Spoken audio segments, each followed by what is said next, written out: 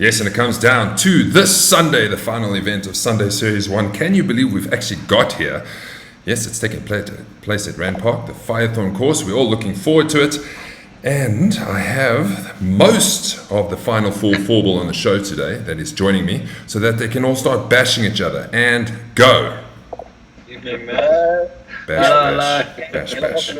We've got Donnie on the top. We've got Frikkie in the middle. We've got Richard. Steve was almost on, and then he got load shedding, and unfortunately he hasn't got the means to join us, so I will speak in behalf of Steve.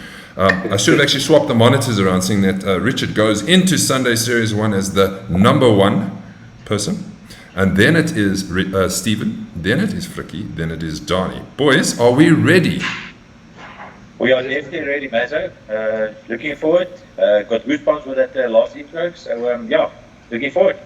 Richard, all to do. What is the game plan in a short synopsis before you go through your season? Yeah, I think it's just to go and play like I've played on the Sunday League so far. I think I've had a good go on the Sunday One League, and the rest of the gear hasn't been that good. But yeah, just to carry on playing like I have, and I think with the four ball we play against, we drive each other to play better golf. So hopefully we can all play better golf, and I can just play a little bit better than everyone else. Well, let's have a look at it. Frikkie? Sorry, I just need to come in. The reason why you play bad on the other rounds is handicap management, eh? I've taught you well. Haven't been able to get those 9 holes in this week, Frikkie. Donnie, you have a bit of work to do, seeing that you're playing off the lowest handicap, so you really need to make it happen. We'll go through some permutations once we speak about handicaps, but yeah, you've got to make it happen. Yeah, Maz. I think it's hard. It's going to be hard to beat old Richard off a 8. Frikkie, yeah. Steve, playing off his nice, exceptional little 4 handicap. Can't wait to see that. So it's going into the round. It's going to be a match play. I know how Frikkie works, and I'm going to take a page out of his book. So I'm going to play match play against all of them. And if that doesn't work, I'm going to start hitting golf balls at them. Right. Let me just answer for Steve. I'm off a 4 handicap, and I started off a 14 at the beginning of the year. I don't know how I'm going to compete with Donnie off a 2. That's only 2 shots. That's ridiculous. How am I 4 handicap? Sound about right? Well, congratulations to Hyden Gate. That basically screwed both of us. So yeah. Let's give credit to Steve where credit's due. Although he's playing off this handicap, he still seems to shoot roundabout level on points. So he is improving, but he's keeping up with the skills. Yeah, absolutely. 100%. All right. Yeah. We're going to get to this just now. I've got a couple of things that I want to do first. First of all, let's say hello to everybody. Hello, Werner. And the answer to your question that I saw is that if you took over a clean list, fines list, then you shouldn't have to drink, in my opinion. It's once it gets populated and then goes clean, then you're up for it. Am I wrong? Am I right? Man, just let him drink. Okay. That's the easiest one. Okay. Well, I think he asked you the question because he's thirsty. So okay. Well, that's the way I understand it. Because why would you do it if it's already clean? Brian says hello, evening Ducks. Hello, Brian. Thanks for joining us. All the regulars. Rudolph Nant Mana. Hello, Rudolph. Thanks for joining us. Shannon Schaefer is here with us. Good evening. See you all at Firethorn. Looking forward to it. Yes, we all are. The course is going to be in a great condition. Gerard says hello. Yapi. Hello, Yapi. Thanks for joining us once again. Let us all know what your feeling on Firethorn is going to be. You and I have a challenge. I don't know who is that towards. And then Bobby is there, Hansi is there, Kim is there, Hanu. Thanks for joining us, Hanu. Gerard, I won't win Series 1. I'm going to win this Sunday. Okay, you do that, sir. And Gerard's name and Steve's 4 handicap, and then Bobby says same. Okay, let's move on to what I want to do first. Now, I found this because Mr. Grant Nell sent this to me while we were playing the Classic, and then no messages were exchanged afterwards. And then when I sent him a message during the week, this clip was here. Now, if you haven't heard about Ryan Jensen's hole-in-one off the second ball, well, this is actually straight after it. Ryan, just tell us what happened just now. Let's first just check. Let's just Are we confirm. on our way? I've got a tee off, it's 180, 170, whatever the bloody hole is. Take out my 3-wood and top it into the shit here. Then I tee it up again to hit 3. And it looks like it might have gone into the hole here. So Talk you about you a- know what? That's a holing one falsy. A massive falsy. I call it a par save of par note. save. Par save of And note. let's check. It's fucking Par save. I can't write it down as one, but I'll take it. That's a par save. Holy crap. What a par save. What a par save. So if you don't know the full story, it's the same day as Mitchell hit the hole one on the 13th, and then we were playing in front of this 4-ball, or there was one between us. And then we were standing on the 16th looking down, and we saw Ryan walking with no putter. And somebody said, Ryan doesn't have a putter. What's going on? Everybody's excited. And then he walked onto the green and then started celebrating. So we thought it was a hole-in-one, and we thought, you are joking. Huh? What are the chances? 2 hole-in-ones in the space of an hour in the same group. Only to find out that it was a par save. So well done, Ryan. It doesn't count. Although it's 180 meters, that's a proper hole-in-one, boys. Absolutely. Yeah. Sure.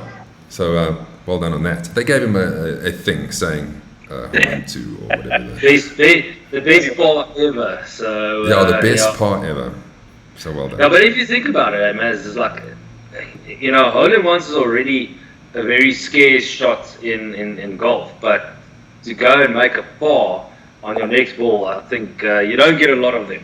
No, not at So, yeah, well done to Ryan. Well done. Yes, indeed. All right. Just a reminder what's coming up this month, the final month of Duckhook events. We all know we are 84 players. Well, 83 now. We've got one space at Randpark. It's a nice field. Thursday is Eagle Canyon to wrap up the Thursday series, and then Sunday series 2 at ERPM, wrapping up the Sunday 2 series. So if you still need to book, the field is quite big for that already. Let's end it off on a high note and get the fields nice and big, and then we hit into the Summer Cup. Summer Cup, I've got the qualifiers coming a bit later in the show, so you can have a look at if you've qualified. And we'd like to see how many entries we've got. I can tell you one thing, I think Fricky's got the most entries this season so far, and he could still get more into the Summer Cup. Well done. Donnie always used to sit there with plenty, but I think he's got 3 or 4, and Fricky's got 5. I'm not sure. We'll have a look. But I wanted to get everybody involved because it's always exciting to see what the tour calendar is looking like next year. 95% of the courses are booked. There's only a few left to go. So are you ready, gents, to look at the Thursday series? Let's do it. Thursday series. We start off on the 19th of January at Blue Valley. So Blue Valley moves right up to the beginning of the season, so that's a good place to start. The 16th of February is to be confirmed. 16th of March, Wingate moves to the Thursday series. Then Jackal Creek, the 13th of April. 11th of May is Ramsig. 22nd of June is Pretoria Country Club. 13th of July is Glendower. 17th of August is Royal West. Then Ibotsi on the 14th of September. 19th Benoni. And then Irene makes a comeback on the Thursday series. The end of Thursday series on the 16th of November. What do we think? Yes, I think it's a good mixture. I'd like to see Blue Valley again there, and again Pretoria Country Club in the winter side. So I think it's tough for the guys. It's going to be fast. I think that Alini will survive any rains during November. So yeah, I mean it's great. I think it's going to be a good challenge for the Thursday guys. I can tell you, we played Irene today, myself, Donnie, Steve, and Alan, and the course is looking really, really good and lush. The greens are rolling really nice, so it was an enjoyable practice round, to say.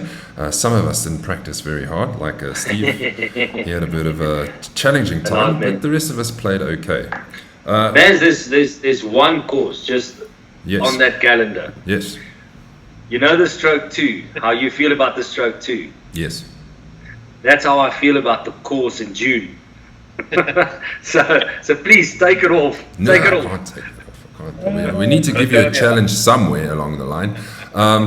So as you can see, there was one space there. Let's just remind you, and this space is where was it? February. So we will fill that. If you have suggestions, put it down. We're trying not to do the same courses, but it is getting more difficult because times are tough, and courses are getting some courses are getting a bit too expensive to have on our series, and it's we have to kind of avoid those. Otherwise, it just, it gets more expensive.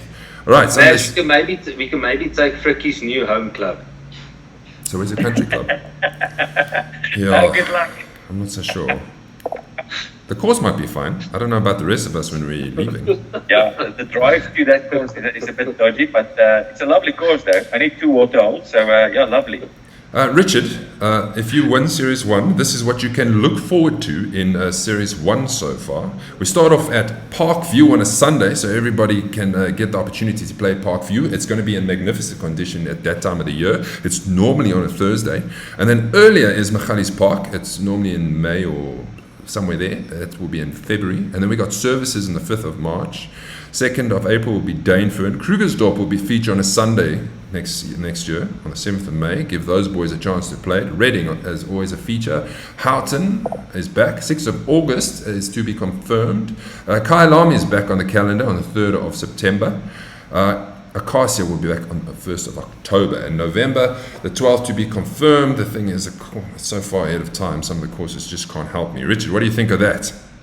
I don't see too many repeats from this year of the Sunday one. I think only Houghton and Alice Park are repeats. So it would be to go on to different courses for the Sunday one series. I think, it's good to see Houghton in winter. I think that's also it's a good course in winter. Really play a bit nicer in winter than they do in the summer. And then always good to go play Thomas Park on that this year. And then there's also a car show which I missed this year as well, which would be course 100 if I don't get another course in before then. Oh, awesome. That would be great. There's a couple of guys getting towards 100. I think, Fricky, you said you're on 97 or 98, and Paul Ricketts, 97.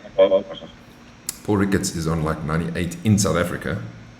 That excludes the rest of the world. Series 2, quickly. Here we go. Start off at Killarney on the 29th of January. 26, we've got Benoni Lakes. Moves up into summer, so that should be nice. A different course between winter and summer. Glen Vista is on the 19th of March. Has to be earlier on because we know that the sun disappears between the mountains there and then we struggle to finish. Wanderers is going to be on a Sunday, can you believe, on the 23rd of April. So that gives those boys a chance. Huddle Park will feature again on the 28th of May.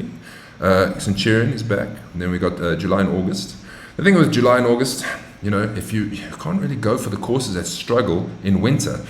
So I'm trying to avoid those. 17th of September, Silver Lakes is back on the calendar for us to enjoy. Modderfontein on the 29th of October, and Royal East will end the Sunday Series 2. Ricky, happy with that? Yeah, look, Mazo, I'm glad that we started with Killarney. I think that course is in mint condition, and especially in January, that's great. Lovely to see Benoni Lakes again. And for a change, having Silver Lakes again, and I think it's going to be a good challenge for the guys. It's all-round courses that's in here. I think it's going to be lucky with the guys. Looking forward to this as well. Yeah, it's going to be fun, and I promise you, before the end of December, this will all be filled, and then we will know what is going on. Mazo, yes. Sorry, just one thing. Maybe, I don't know if you've maybe thought about it, but maybe try and see if you can get Observatory on again. That's an option. We haven't played that course in a while. If we do, I'd like to, wherever that February spot was, because I'd like to play it in summer. I think it's going to be a much better experience in summer. And it will be... I actually thought about that today, Donnie, because I was going through Facebook and I saw Observatory there doing some advertising, and I thought, oh, that's one course that we could look at. Special events. Now, there's something important with the special events, and I'll tell you why. And that's to do with the majors. 2 of the majors are going to be on a Sunday next year. It's going to be the 2 middle majors, the Open and the Players' Championship. Why? It gives more people the opportunity to actually qualify to play, because some guys struggle on the Friday to take leave. And I want the guys to be able to make it. So 2 of the majors will be on Sundays. The other 2 will be on Fridays. So the Masters will be on a Friday, because you cannot play Serengeti on a Sunday at all. It was almost difficult to get them on a Friday. They don't take group bookings anymore on Fridays. But they'll make an exception for us. Too many members trying to play. And then the Summer Cup will be on a Friday, because we have the awards afterwards. And doing that on a Sunday doesn't really work. Right, here we go. This is what it looks like. We're starting the season with a team shootout this year. It will be early. It starts the season, so the hype is there. So it will not be in February. Then the 31st of March, with the asterisk, is Sunday. So Friday, my apologies. The Masters Challenge 500 is another change. That's moved up to the 19th of May. That will be at Killarney, so we can support Jason Dedekant. The reason it's moved up is because I wanted to move it away from the Classic. It was too close to the Classic, and the expense got a bit much when you're paying for a Classic, a Players' Champ, and the Challenge 500 all within a month. So hopefully that will help the boys out. You see, we're always thinking about that. The Open at Ibotsi will be on the 2nd of July on a Sunday. Players' Champ. So the asterisks of the majors, my apologies. The 24th of September, the Players is undecided. It can be at Eye of Africa, but normally that rotates. 11th to the 14th is the Classic again, and the 3rd of December will be the Summer Cup. Okay, there we go. Boom, the calendar for next year. I saw a lot of guys commenting. I don't know. Ufaleni, Brian says Ufaleni is a country club, is good, looking good. Yeah, but how far is that from us? Like if you're in the north of Pretoria, that's almost a 2.5 hour drive. It's the same, roughly the same distance as to Heron Banks. Yes, as you see, Heron Banks is not there as well because petrol costs a fortune. And again, 2023 times are tough. We're trying to make the costing a bit less. Hanu says, no missing the Classic again. Yes, I agree 100%. Where's South Downs, Ian? Yes, they haven't got back to me. That seems to be par for the course with their communications. If you know what I mean. So if they do come back to me, that will be added. Anybody else? Hanish is great. Sunday One courses. Sunday One looks good. Some of my favorite courses. Thanks, Louis. Appreciate it. Macoflay in February. It's also possible. Also a bit of a long drive. Right, Firethorn. It's time. Right, this is how we go into Firethorn, everybody. This is the standings, and I say it's between the top 4. But if number 5 has an outstanding round, maybe he can do it. But I don't think making up 6 or 7 shots is going to be possible, in my honest opinion. So Richard goes into it, 277 points, 1 shot ahead of Steve Saunders, and then 2 shots ahead of Frikkie Barnard and 3 shots ahead of Donnie. That is a very, very tight series. Coming to the end, which is great to see because the final 4 will be coming in on the 18th, and we can all cheer them to see who the eventual winner is going to be. It can really be anyone. Let's just remind everyone, if it is a tie, what happens, boys? Frikkie then wins. If it is a tie, it goes down Highest roll. to points scored. Who's got the highest points? Correct. Yeah. So, Richard, you cannot tie. Yeah. Right? Steve, you cannot tie. Because then, well, the two of you, that's a different thing. But if Richard ties with Frikkie's going to take it. Simple as that. Richard, are you ready to take us through your season? Yeah. Let's have a look at his season. This is how he has gotten into this position. Yeah, so it's been a good season. I've, like I said earlier, I played nicely on the Sunday one. A lot of the courses kind of played a lot before, so it was nice to see the schedule. As you see there, I missed Machali's Park honouring the mothers and not playing on Mother's Day. Mm-hmm. So, like you say, I've got a bit of a disadvantage going into this final round based on the fact that I didn't get any points there. A bit of services was a good solid round, 36 points there, Modifitane. Couple of silly shots. I think if I'd sunk all the putts, I think if we all look back at the season and say sunk all the putts and made all the putts, we would be a lot more points up. But it's going to be interesting going into the last round. Royal Joburg was the first of our match players, and I was focused more on the match play at the beginning. And Kera took on Steve and Jacques that day and lost on the last hole. Threw away a couple of points on the last hole there. State Mines was probably one of my highlights of my season, if I have to be sarcastic. Mm-hmm. Drove all the way out to State Mines. I hit a perfect drive down the middle of the fairway, hit a perfect 9-iron into the middle of the green, 2-putted for par, and then the siren went off because the course was wet. And we lost our team match play, myself and Frikkie, that day. I guess they were trivia. And then I think going from there, Houghton, always a tough course, but I think I also choked on that day. I think I was -3 at one stage. I shot 36 on the first 9, 3 birdies and 3 bogeys. So I went 36 on the first 9, I was -3 or -4, and then had a bit of a shocker on the back 9. I think on the 15th hole I shanked the ball into water that I didn't even know existed on that hole. And then, so I threw a couple of points away there. But if you'd offered me 35 points before we played Houghton on that day, I probably would have taken it and run. Houghton's one of those courses that normally breaks me. Waterkloof, Wingate Park, 2 courses that I play pretty regularly, being from Pretoria. Courses that I play quite a lot. So also Waterkloof was a match play event that we had to win to go through. And we tied it on the last hole, so it was a good one. And now we're going into Firethorn. I think this is going to be a good one. Looking forward to it. Taking on Frikkie again, taking on Steve and Donnie. Done it once before, so maybe you can do it again. So what's the mindset going into Sunday? Just remind Frikkie about Kailani and just make sure that he knows where the trees are. Every hole, I'll just make sure that that he's aware of the trees and where he's hitting the ball. But no, I think just to go and play golf. I think Python is a course that I've played both well and badly at. It's one of those courses that if you miss on the wrong side, you'll be in trouble, like on most courses. But I'm just going to try and play the game how I would normally play if I was with a couple of mates. So that's why we play with Duckhook, is for this competition, but it's also to enjoy a Sunday afternoon out with the guys. Many might not know, all the newcomers, but Mr. Saunders, Mr. Stewart actually has a Sunday One title, am I correct? Give us a breakdown of that one very quickly for the people who are new to Duckhook. He's just going to remind you about me, man. 2018, it was, I think I went into the final round with 1 point clear of Frikkie and maybe 3 or 4 points clear of Donnie and Krista. And I think coming down the 9th hole, I had about 4 or 5 shots lead after I birdied the 9th, and Frikkie, I think, blacked out because of tree trouble. And that's why I said I'll keep reminding him of the trees and make sure that he doesn't place the ball like he did last time. So I think I've got that mental edge over Frikkie on the Sunday league, but Frikkie did take me down on the Thursday last year. So but there's good players all the way through the top 4 and the top 6. So it's going to be a good day out.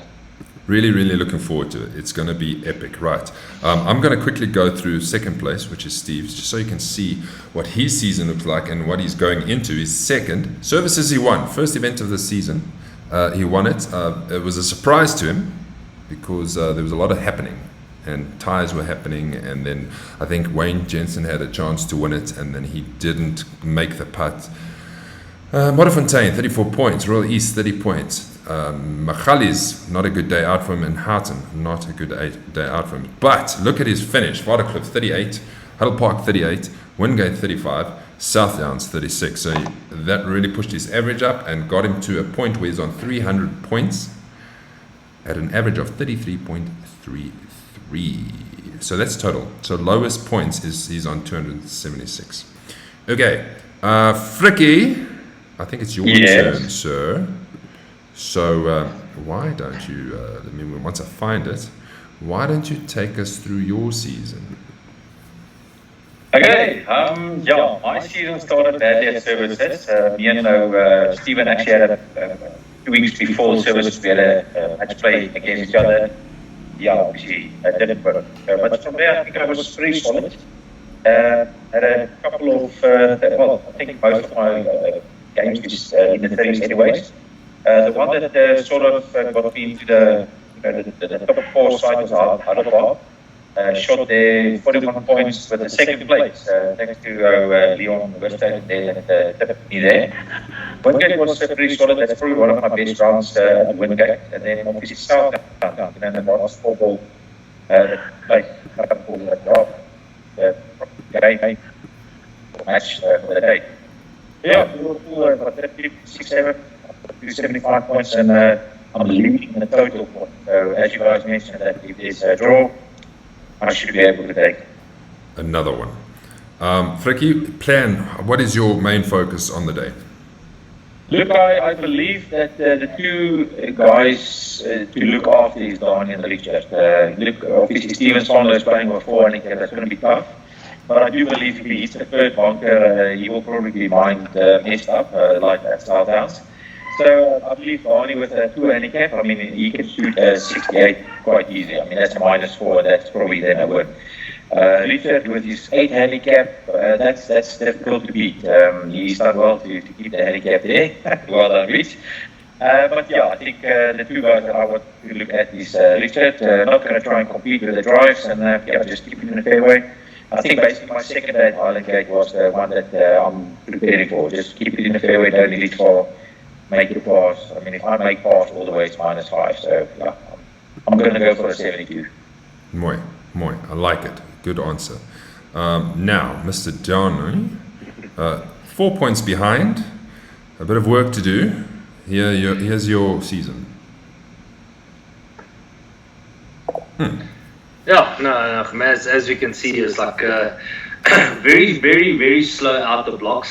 Services wasn't a great game, and Modderfontein also looking back was, sort of, I won't say a struggle, but it was a fighting 32.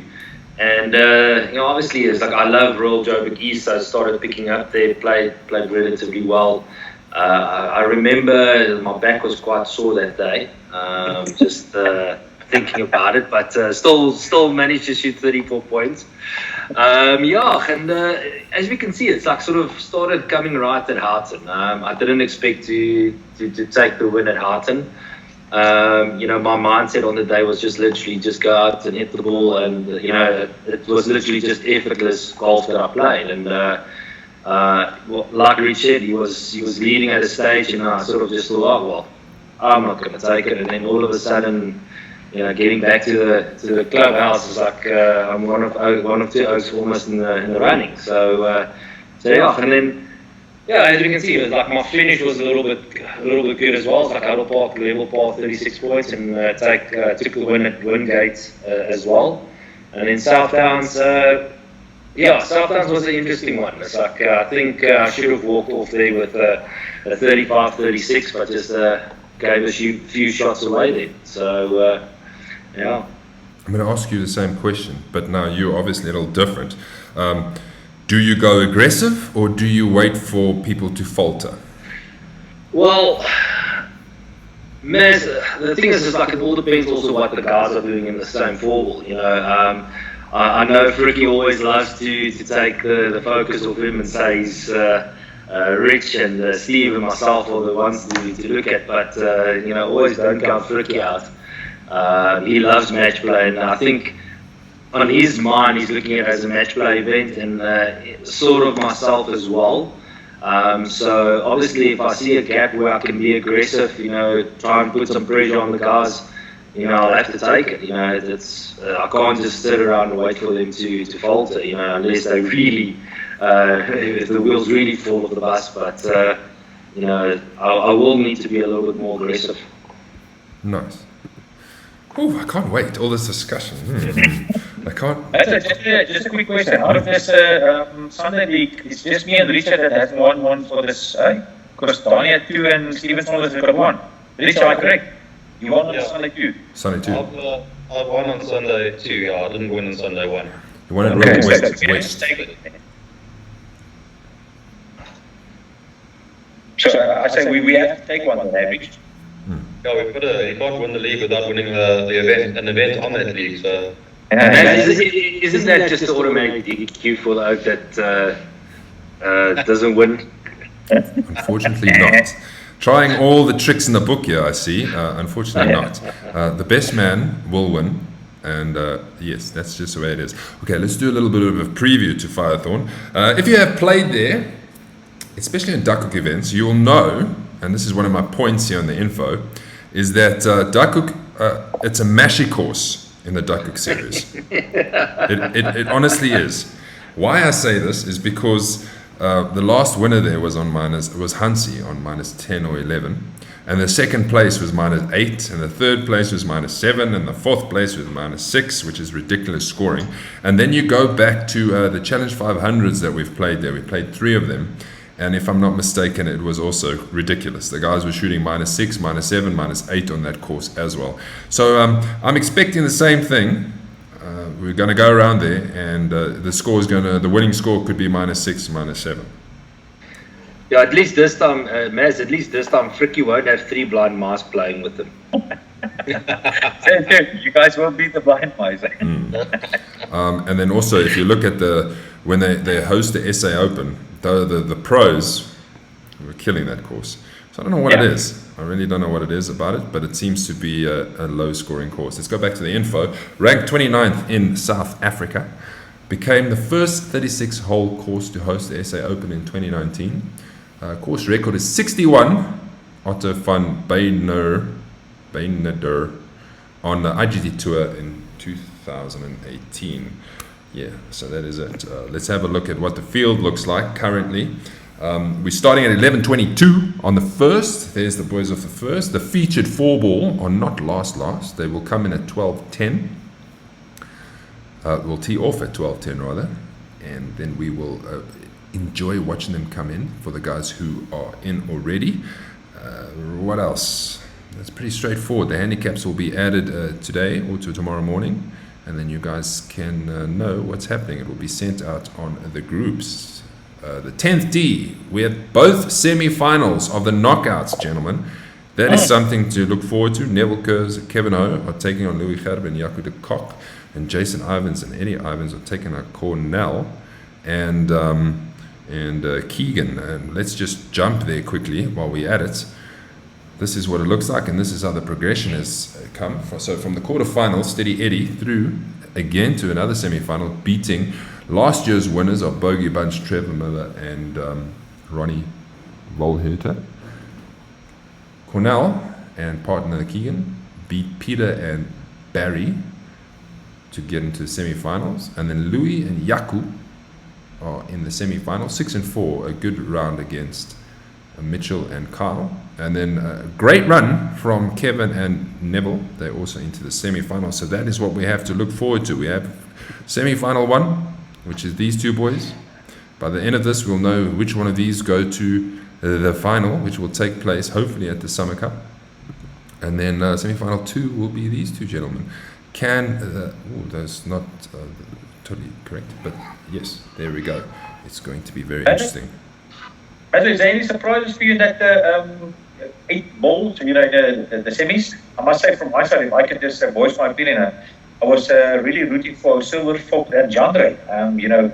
I thought that they were actually going to do that, and then Brenton came from behind and picked those guys. So that's a big surprise. Stroke 1, boys. Stroke 1. Both 2 games happened at Woodhill. One went to stroke 1 and one went to stroke 2. Shows you just how close it is.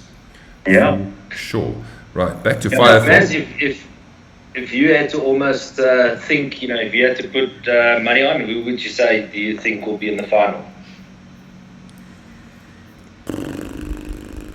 I think Steady Eddie. Steady Eddie and Louis and Jaco. Whiskey and Ross. Sorry to the other guys, but I had to choose, and I'm going with that. Steady Eddie are very difficult to beat, and Louis and Jaco are a good team. And Kevin and Neville are playing very well, but I think their luck is going to eventually run out. Yeah, man, just to go talk with you about that, is I do think Fricky and myself have got history with Steady Eddie. They always play well, so it's going to be a hard team to beat. So good luck to Cornell and his partners. I think they're in for a good game. Tough game, but then if you think about all the other side, I think Kevin and Nev had a good run, and it's not to say they won't go again, but I think just on golf and handicap wise, I do think you've got 2 good ball strikers on the other side, with Louis and Jaco. So I think that might be where it might be pipped. Quickly, to wrap up Firethorn, here are the pins. There we go. Who knows Firethorn well? Who wants to take us through this? It's for the best. Okay, let me go with this. Okay, the par 3, the 8, obviously a little bit of water down the right-hand side. I actually do think that's a signature hole. Oh no, the signature 17. So that's sponsored by Switch-On. Par 4, the 9th, I think it closes in 2. That's a tough one actually. Hitting over the water, the second shot, it's quite long for short hitters like us. The par 3 15th, that to me is probably easier par 3 out of the three that's there. And then, the signature one, par 3 17th. Yeah. That's a beautiful hole. I think that's just after the stroke one, if I'm not mistaken. Correct. And yeah, awesome hole, that one. And it's normally long. It's normally about a 170, 180 distance to carry. So we'll see if that will be it. Donnie, other groups? All right, yeah. Group A, we've got the feature four ball, Richard Stewart, Steve Fricke, and myself. In Group B, we've got Mr. Ricketts, Ian Holtzy, Louis Jensen, and Fat Carlitz. And in Group C, we've got Janneman, Hansi, Martin Tata, and Carl Briet. And then I will take you through the group, the head-to-heads quickly. Red team is captained by Werner Lebowski. And Robert Michael, who joins us after a hiatus, will be captain of the blue team. As you can see, there's 2 points in it. So the blue team need to win all 3 games in November to be able to catch the red team. Those are the team members: Glenn, Yapi, Jamie, Leon, Vickers, Ashley, Cyril, Wayne, and Dave on the red team. And Bobby, Jason, Rakesh, Kevin, Lukia, Handro, Skuman, Clint Burders, myself, and Graham Venter will be trying to pull it back for Captain Robert Michael. So we'll see how that goes. Right. Richard, I've got 2 minutes of your time, so I'm going to keep you here. I've got some flyovers. Let's see if this plays. Again, for guys who have not played yet, this is what some of the holes look like. If you're starting on the first, this is what the first looks like. You've got a bit of water to go over. Generally, you don't take a driver for the longer hitters. Water on the left, and a pretty easy starting hole, boys. Look, it's a stroke 4, so it's not necessarily so easy, but I think for Steven that would be his baby stroke, so I think he's going to follow that one with his 3 points, so looking lekker. Richard, what do you think? Easy hole? It's a tough one off the tee. You've got that water that runs quite close to you, but it's always in your mind, and then you've got the water at the back, so you've just got to control the drive and make sure that you don't hit it too far and don't hit it too short. Donnie, second shot can be quite a difficult one in there. Donnie, you said that there's water on the right. Let me just spool this backwards. There's a sloot. This water on the right here. Where is it? Play. Runs in front and then goes down the right. Yeah. This water on the right. There's a sloot. That is not in play. If you hit it in there, you suck. You cannot hit it in there. That's what I'm saying. Maz, you said on the course today, like if anybody does hit that water, they suck. So I do suck because I've hit it in there. Oh, you need to slice the absolute hell out of that thing to get into that water.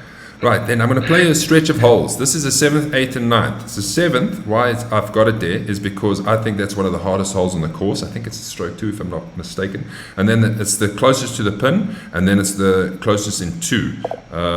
Let's take that out, and let's play it. So it will quickly go through here. Here's the 7. This is a tough hole, boys. Yeah, I think you've got to use that bunker as your aiming line off the tee to just try and drop it before there. With that water all the way on the right-hand side, the further left you can keep it, the better. And then that second shot is a difficult one. That green's not the biggest green from 170 out. I think. If you make par there, it's like a birdie. That's what I'm saying. This is the closest, the first closest in to the pin, the 8th. Also not an easy hole. Yeah, man, it's like obviously if you look at it, it's like the water is the key thing that puts you off. But there is space on the left-hand side to miss it. And that green is not a tiny green. So, the guys just need to play for the center of the green and just whatever shape they play, just hit it in there. It's like, and trust your shape because, I think standing on the tee box in your mind, you can actually make that hole much more worse than what it actually is. I would almost say take a club extra if you're not sure. Because if you fade it slightly, that water is always in play. Then it's the closest in 2. This is the 9th. I wonder if anybody will go for it. I reckon Hanu can reach this one if he pumps one. Yes, I think. You want to take it? Forget it. No, Maz, it all depends where the tee box also is. If the tee box is a bit, in the front, it's so easy to clear. It's like those 2 bunkers with the driver, but. If you do miss it a little bit right, it's OB. So, it's interesting. It's a challenging tee shot, and also play a nice, easy 80, 70 meter lob wedge. I'll rather try and go backwards and hit a fuller shot into the hole. For the guys teeing off on the 10th, be careful. You might hear a couple of 4, 4, 4, because often it goes to the 10th tee box. This is what the 10th looks like if you're starting on the 10th challenging hole. You need to get it up there in order to get it on for 2. Yes. Yeah, absolutely, Mas. I think for me, I mean, I need to smash a driver just to make it less than a 200-meter shot for me. So, to me, it's always challenging. That first two, the first and the 10th is really challenging for me. Yeah, and that goes well. You can't go right because then you're blocked out as well. Absolutely. Okay, then the final stretch of holes, Richard, is the 15th, 16th, 17th. So we go the closest to the pin on the 15th, then the 16th is the stroke 1, and the 17th is another closest to the pin. This is what they look like. Take us through this quick. Yeah, this par 3 is not the most difficult par 3, probably the easiest par 3 on the course, but can play a little bit long. And if you go left of that bunker there on the left-hand side, you'll be in trouble to try and get it up and down, tough little up and down there. This is the stroke 1. Okay, I think most of the holes in this course are difficult driving holes. To get off the tee box in the right place is very important. With that water on the left-hand side, you've got to try and keep as far right as you can. Yep. And I think it's one of the most daunting approach shots on the course is this approach shot on this hole with the water on the left. You've got to smash. And you reach the little green. So the drive has to be right-hand side and has to be far enough, otherwise you're going to be struggling, you're going to have to bail out. And then finally, Frikkie, is the 17th, the one you were talking about. This is one is coming up. Yeah, the signature hole. So, lovely course, lovely hole. Normally it's favoured my side. I normally aim for the left of the water side, and then, it goes in nicely. So, the pin placing is on the left-hand side, it's going to be difficult. But normally it's on the right-hand side, so looking forward to that hole. There you have it. Firethorns coming up, boys. Lots to prepare for. Rich, you got to go? Yeah, gotta go. Thank you very much for having me on the show. And Frikkie, Frikkie, Steve, and Donnie, we'll see you on Sunday. Yep. 100%. Let me know if you want to drive with me. Cool, thanks. Cheers, Rich. So we're going to carry on because, so that's Firethorn. Excellent. I had a couple of comments coming through. Let's just include the boys. We're going back quite a bit here, and then we're going to go to the qualifiers for the Sunday Cup. Shannon says, calendar looks great. It does look great. Thank you very much. Nice mixture of courses. Rudolph, for the team match play, says, don't throw away Kevin and Neville. 100%. Anything can happen. It can be your day. Vanna says, I see a tattoo coming soon. Well, it will be decided. Unless you win at Firethorn, I play my final game at Eagle Canyon. So if I take that, it's going to be a tough game against Wim Koen. If I take that, Frikkie, you're up. Yeah. Just so you know. Looking forward. Hansi says Pebble Rock, an option. I don't even know where Pebble Rock is. Where's Pebble Rock? Victoria side. Victoria side. No. There's rocks in the middle of the fairway. Is that why it's called damage? You could damage clubs quite easily. I've played there once, hit a chunk out of my 8-iron. No, thank you. What about Pollock Park in Springs? I don't know how far Springs is for most of the boys. That might be also a bit of a distance. It's a bit further than State Mines. Just a tad. Okay, well, that's not too bad. Peter says, what about CMR? Green's always in good condition. Another one that needs to get back to me, but we have to play CMR in summer, otherwise I'm not interested. I also heard rumors that it's kind of lately. Hansi says 6 under will win it. That's only half the score you got last time, so you're gonna Hansi will be handicap managing to get his 6 under. Put it that way. Boys, Summer Cup. Right, the Summer Cup is coming. Yes. Tomorrow,